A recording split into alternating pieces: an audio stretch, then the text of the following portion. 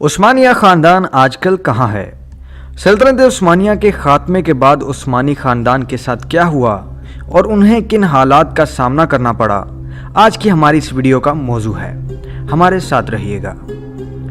Viewers, 1 نومبر 1922 تاریخ اسلام کا وہ سیاہ دن ہے جب سلطنت عثمانیہ کے خاتمے کا باضابطہ طور پر اعلان کیا گیا۔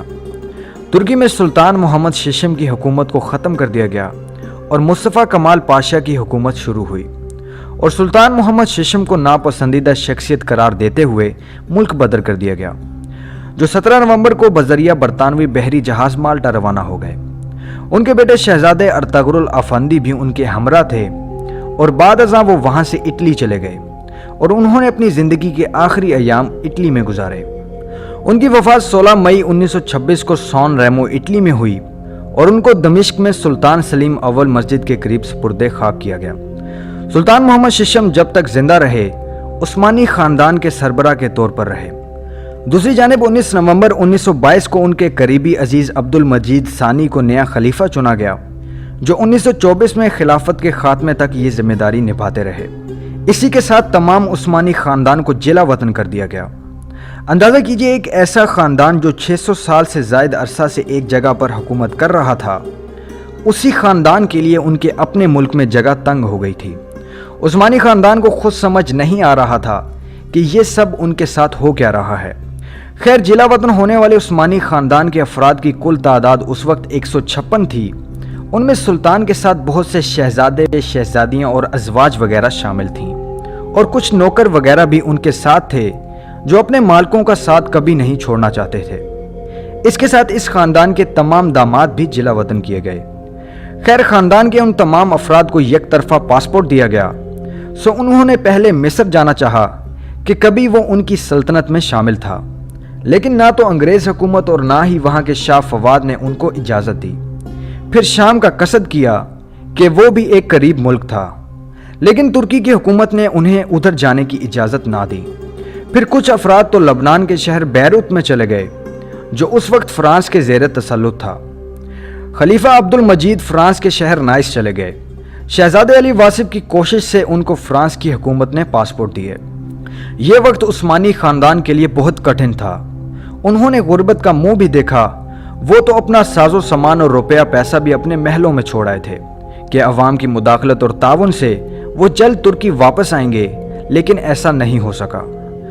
عثمانی سلطنت کے خاتمے کے بعد خاندان کا سربراہ وہ منتخب ہونا شروع ہوا جو پورے خاندان میں عمر کے لحاظ سے سب سے بڑا ہو۔ 1926 میں سلطان محمد ششم کی وفات کے بعد اس مشق پر باقاعدہ عمل ہونا شروع ہوا، اور آج تک اس پر عمل جاری ہے۔ آج کل عثمانی خاندان کے سربراہ دندار علی عثمان ہیں، جو کہ 2017 میں خاندان آل عثمان کے 44ویں سربراہ بایزید عثمان کی وفات کے بعد مقرر ہوئے۔ آپ سلطان عبد الحمید دوم کے پڑپوتے اور شہزادہ محمد سلیم کے بیٹے ہیں۔ آج کل آپ اپنے خاندان کے ساتھ دمشق، شام میں مقیم ہیں۔